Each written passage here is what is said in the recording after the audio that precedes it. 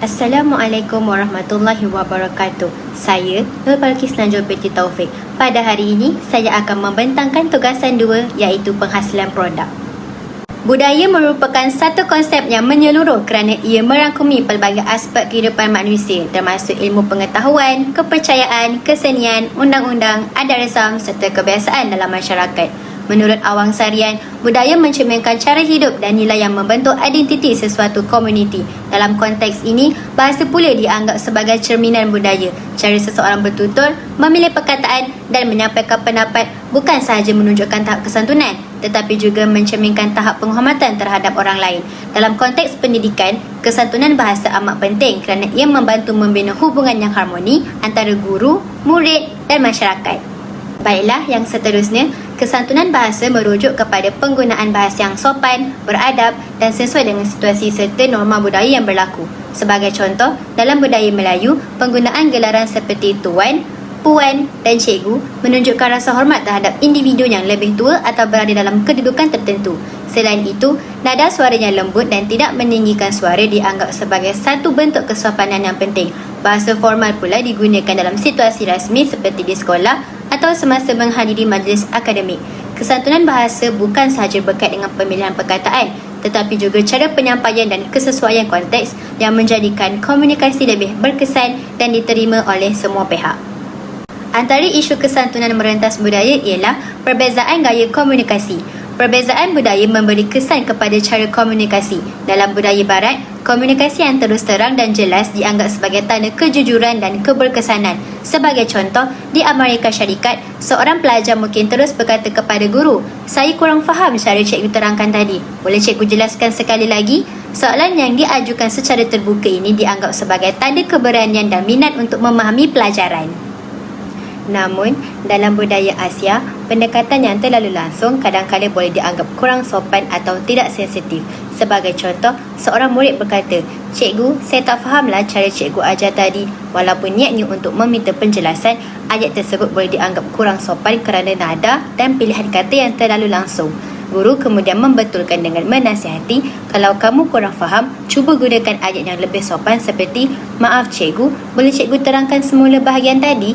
Situasi ini menunjukkan bahawa dalam konteks budaya Malaysia, penggunaan bahasa yang berlapik dan hormat amat penting bagi menjaga adab dalam komunikasi. Isu yang kedua ialah pengaruh media sosial. Pelajar masa kini sering menggunakan bahasa singkatan, slangar atau gaya komunikasi tidak formal ketika berinteraksi dengan rakan sebaya. Misalnya, bahasa singkatan atau slangar dalam mesej ringkas seperti pelajar menghantar mesej, "Thank you cikgu, sorry lambat hantar kerja." Masalahnya di sini ialah singkatan TQ iaitu terima kasih, sorry iaitu maaf dan lambat iaitu lambat. Singkatan ini sesuai untuk rakan sebaya tetapi kurang sesuai untuk guru kerana mesej dengan guru perlulah menggunakan bahasa yang formal. Selain itu, kesalahfahaman mesej dalam komunikasi dalam talian. Misalnya, pelajar menghantar mesej, "Tak sure lah cikgu saya berdatang kelas atau tak." Masalahnya ialah penggunaan emoji dan gaya santai boleh menimbulkan salah faham. Guru mungkin menganggap pelajar tidak serius kerana nada suara dan ekspresi wajah tidak dapat dilihat. Walaupun gaya ini sesuai dalam konteks pergaulan harian, ia mungkin tidak sesuai apabila berkomunikasi dengan guru atau dalam situasi rasmi. Tambahan pula, komunikasi dalam talian yang tidak disertai nada suara atau ekspresi wajah boleh meningkatkan risiko salah tafsir mesej kerana penerima tidak dapat menangkap isyarat bukan lisan dengan tepat. Seterusnya, kurangnya kepekaan budaya. Tidak semua budaya menekankan penggunaan gelaran atau hierarki sosial yang sama. Sebagai contoh, seorang pekerja asing dari negara barat yang baru bekerja di Malaysia, dalam mesyuarat, dia terus memanggil pengurusnya dengan nama pertama tanpa menggunakan gelaran seperti encik atau puan. Dalam budaya Malaysia yang lebih formal dan menghormati hierarki, tindakan ini mungkin dianggap kurang sopan atau tidak menghormati kedudukan pengurus.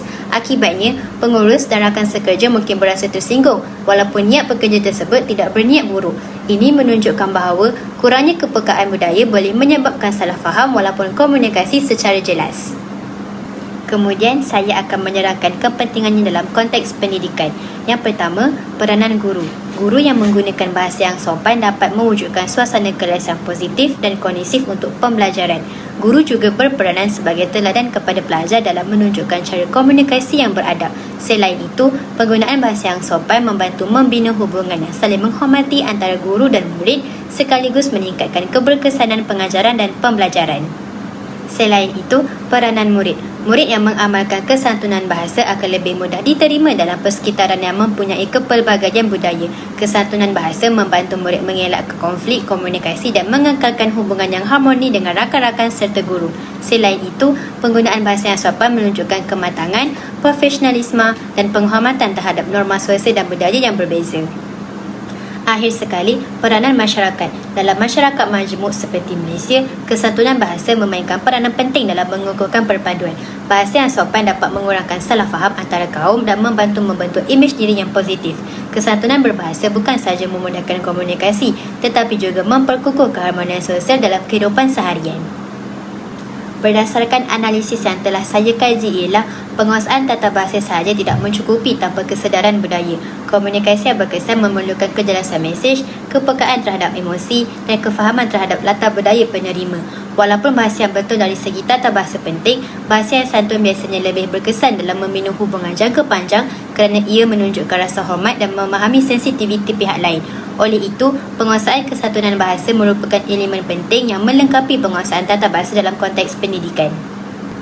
Secara keseluruhannya, kesantunan berbahasa merentas budaya adalah aspek penting dalam dunia pendidikan kerana ia membantu membentuk hubungan yang harmoni antara guru, murid dan masyarakat. Kesantunan bahasa bukan sekadar bercakap dengan sopan, tetapi juga memahami nilai, adat dan sensitiviti budaya orang lain. Sebagai generasi masa depan, kita perlu menggunakan bahasa dengan bijaksana dan berhemah kerana bahasa yang santun bukan sahaja mencerminkan pribadi individu, tetapi juga membina perpaduan dan keharmonian dalam masyarakat. Itu sahaja daripada saya. Sekian, terima kasih.